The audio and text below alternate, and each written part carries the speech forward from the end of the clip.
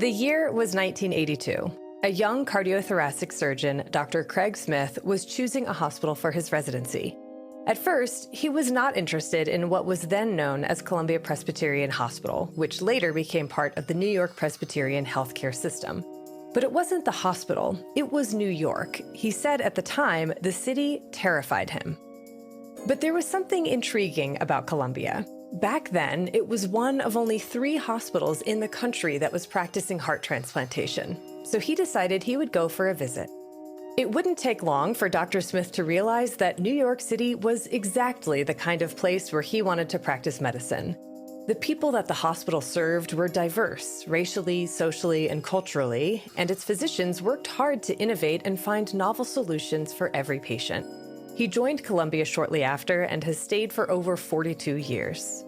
Over his career, he's helped pioneer various advances in heart care, contributing to the expansion of heart transplantation at New-York-Presbyterian and Columbia, and inaugurating the heart-lung transplantation program. Dr. Smith also helped develop a key study into a groundbreaking cardiac procedure, TAVR, a less invasive treatment for aortic stenosis that would revolutionize how cardiologists and surgeons treat the condition. I'm Erin Welsh, and this is Advances in Care, a podcast about groundbreaking developments in modern medicine. In this episode, I speak with Dr. Craig Smith, chair of the Department of Surgery and surgeon-in-chief at New York-Presbyterian and Columbia. We discuss various innovations in surgical technology and how he's seen the field of cardiac surgery evolve over the length of his 4-decade career.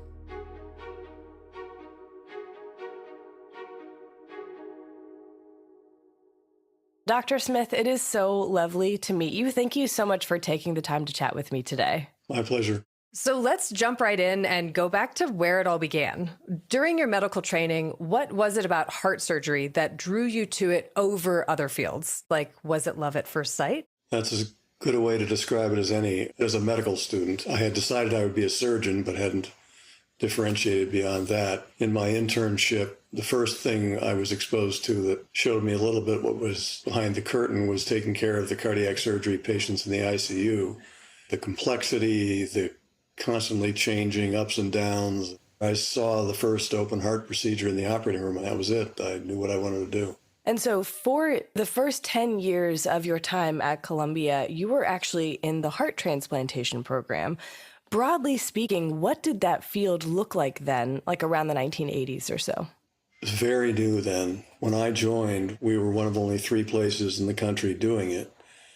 I remember the first meeting of the International Society of Heart and Lung Transplant was held in Hilton down here in a little conference room. And there were maybe 25 people in there. Now that's a meeting that's 15,000 people every year. The beauty of it for me was that there was no textbook. There was no algorithm. We were making it up as we went along. There were really just 2 of us then doing it. We went from doing 5, 10 a year to doing 120 a year over about a decade or so. And to be part of that kind of growth is fun. Yeah, that's a significant scale of growth for sure. And all the more impressive considering we're talking about hundreds of lives being saved over the course of those decades. But after starting your career in heart transplantation, you ultimately chose to move on from the field. What were some of the things that led to that decision? Well, it was a cluster of things that had a lot to do with how involving or uninvolving it was. And as you get busier with more elective surgeries, it becomes harder and harder to be up all night doing a transplant and then stay up all day doing elective cases. It can get to be a bit much. The elective patients, a man comes to see me for his coronary bypass. He came to me for me. He sits in my office. We talk about why he should have this, how I'll do it, what he's going to go through. They ask questions, meet his family. And then I see them in the holding area, take them through the operation, follow them post-op. It's just much more involving and personal. Yeah, I mean, it seems like to be able to build those patient relationships and actually have continuity, I can absolutely see the appeal. And it must feel incredible to touch the lives of so many people individually. Can you tell me more about that? Just recently, a few weeks ago, I was walking in one of our floors where my post-op patients are, and I walked by a man and his wife, and the wife grabbed me and she recognized me and said, "Oh, you did my husband's transplant 33 years ago." Wow. And of course, as we got to talking, I remembered a little bit more about it. And he's doing very well. He's one of our longest patients, and he looks great. But then they reminded me that they, through sheer coincidence, found out who their donor was, because he came from a community near them in Long Island, and somebody put them together, which is rarely done. So a month after his transplant, he met the parents of the boy who was his donor. He carries a picture of this young man in his wallet. So a month after the transplant, the family meets this patient, and the mother asked if she could feel his pulse. Oh my goodness. What a meaningful encounter. I can't imagine what that must have felt like. They can be pretty intense. Yeah, it absolutely sounds like it. But I know you don't just work with patients. You've also led some major clinical research projects, like the partner trials, which examined, as the acronym stands for, the placement of aortic transcatheter valve. And that procedure, TAVR, or transcatheter aortic valve replacement, became a huge advancement for your field. Can you talk a bit about the significance of that? Like, what need did TAVR fill? Well, the need it filled was to find a simpler way to provide a very important operation that we had already very well worked out in the open heart setting. So it's designed to treat aortic stenosis. Aortic stenosis is the most common valve disease in adults, and it's a lethal condition when it's not treated. When they reach a certain stage, their chance of living 2 years is less than 50%, which makes it a more lethal condition than most cancers. So lethal condition, and the surgical replacement of the aortic valve, highly effective, life-saving, but it's open heart surgery. So TAVR is an alternative to open heart surgery that would potentially simplify the operation for everyone. But even if it didn't become the treatment of choice for young, healthy people, would be an alternative for many people for whom surgery was very high risk. So that was kind of where it started. Right, right. So could you tell me more about how you got involved with the trial? I was greatly aided by the fact that Marty Leon was here and was very involved in the technology, number one. And number two, it depends on a close relationship between cardiology and cardiac surgery. It just doesn't work well otherwise. And we've always had a great relationship comparatively here between cardiac surgery and cardiology. It is not true at many, many places, but we had that to build on, and Marty's toehold in the technology and so on. So Marty Leon and I became the principal investigators on the first partner trials. Okay, so those first partner trials were intended to assess the effectiveness of open heart surgery versus the transcatheter method, and looking at different groups of patients with aortic stenosis. Yes. So there were several years of trial design where we had to make sure things were set up to answer the questions in the fair way, in the right way. And then started the trial. And it was the history of innovation in many areas. And heart disease is a very big area, so it gets a lot of attention. So stenting in coronary arteries was not studied in that way. Now we know that stenting isn't the place to start in certain categories, but it took us 20 years of trial and error when it maybe could have been addressed with properly designed trials up front. So I wanted to be sure the same thing didn't happen with aortic valve replacement. So you conducted the first partner trial and determined that TAVR showed a lot of promise, which led you, of course, to then the second and third partner trials. What were some of the things that you found that sort of allowed you to expand upon just the decision tree when it came to TAVR versus surgery? Well, the exercise in going from 1 to 2 to 3 and then the iterations beyond involved kind of a plodding move down the risk spectrum. So it was less exciting at each step in a way because we knew it worked and we were trying to refine our understanding of where one is better than the other. But TAVR is the biggest thing that's happened in my field in my career, really. It's just the most transformative thing that's happened. And it's still going, within 7 or 8 years, it went from 0 to doing 80% of aortic valve replacement. Right. I mean, I think just like you said earlier, having that well thought out, well designed clinical trial where you're asking the right questions and then you can build upon that. I mean, I think that's really key. And so looking back, what did these trials demonstrate about clinical collaboration and patient coordination? The long-standing history of good collaboration between cardiology and cardiac surgery at Columbia was important to getting us to a place at the table.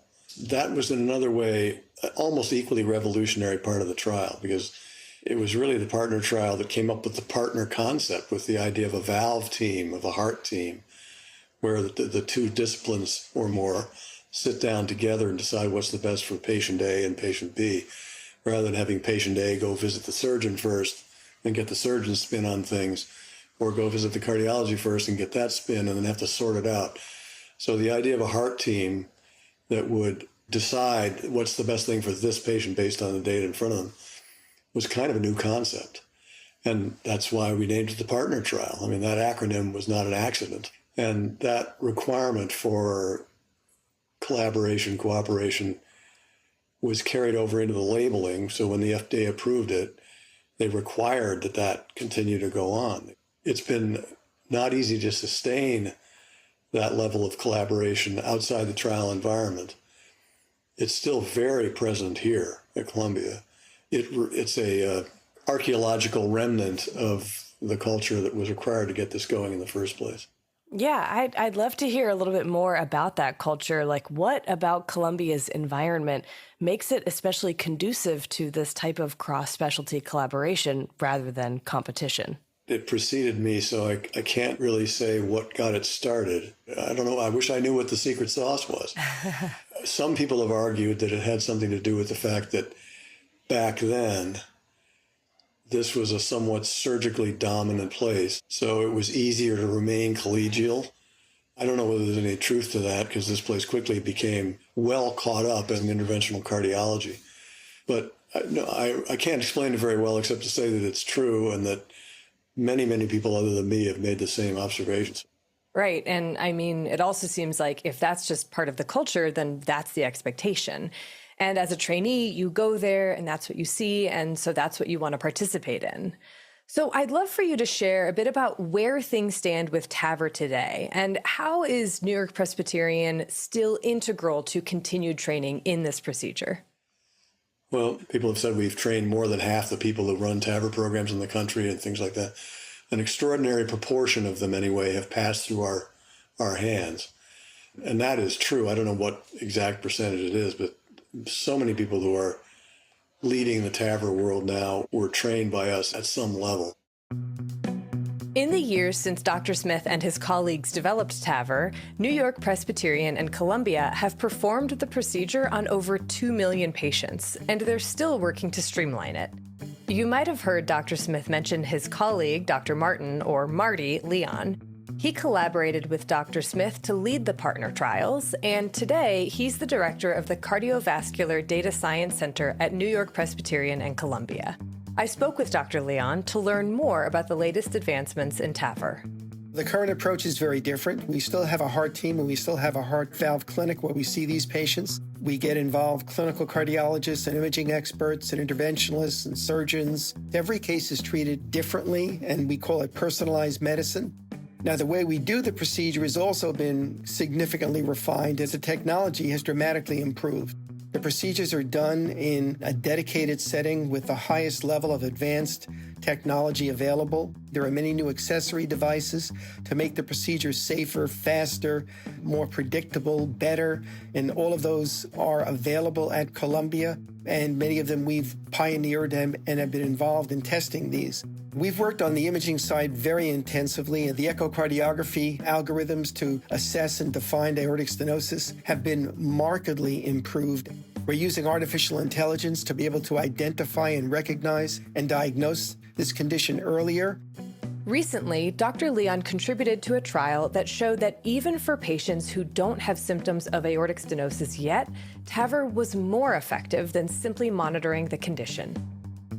What we've observed is that many times during surveillance of these patients, you miss the onset of symptoms, and we felt that the trigger, in other words, the impetus for doing valve replacement, should not be based solely on symptoms.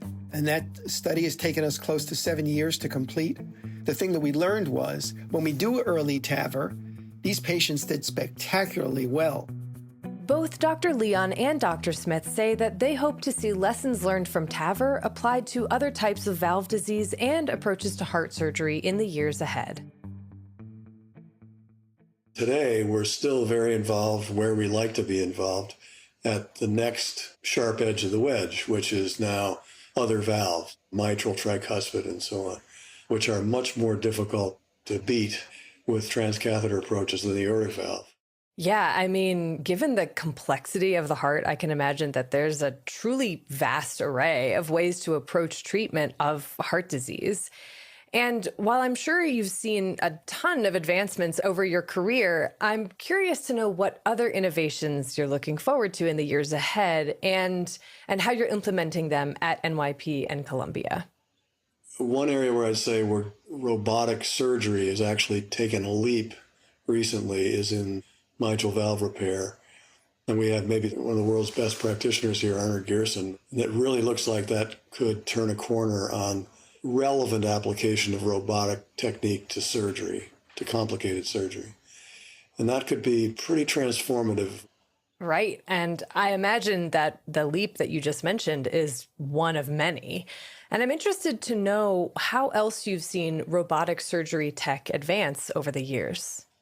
One of the problems with the robot in its early uses was it could do the job, but very slowly. So that was a real problem for heart surgery.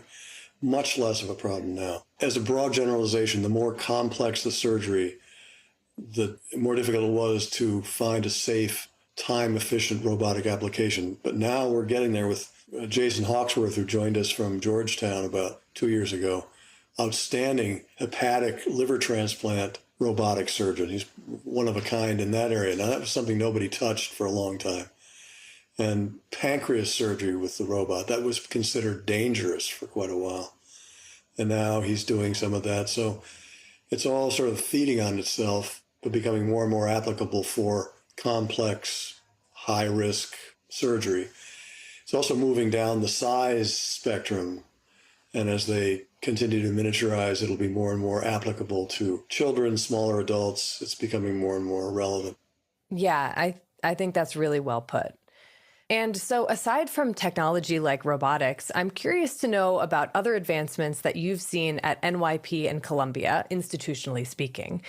Can you talk about how you've seen the two evolve over the years, as far as like research, innovation, leadership, or any other areas that stand out for you? Where I sit, I think of the two institutions together, which may not be obvious to an outsider, Columbia University and NYP. And they're absolutely bonded at the hip in the medical center. In this 42 years that I've been here, they've been on a steadily rising and parallel trajectory that's been a whole bunch of things, but it's many of the things you just mentioned. It's been more and better research and innovations.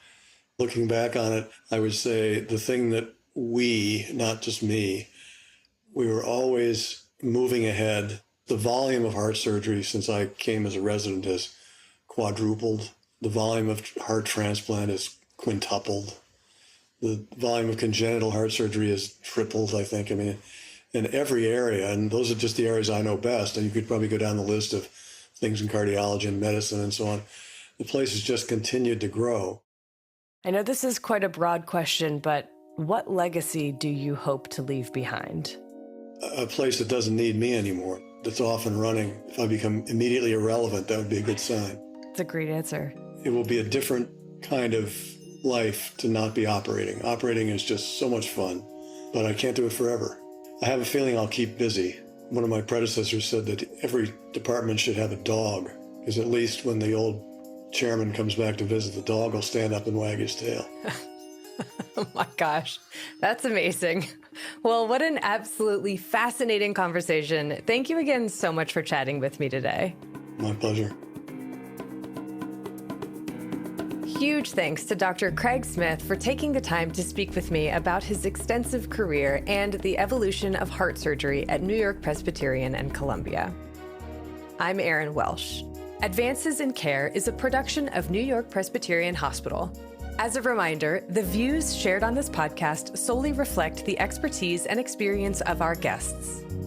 To listen to more episodes of Advances in Care, be sure to follow and subscribe on Apple Podcasts, Spotify, or wherever you get your podcasts.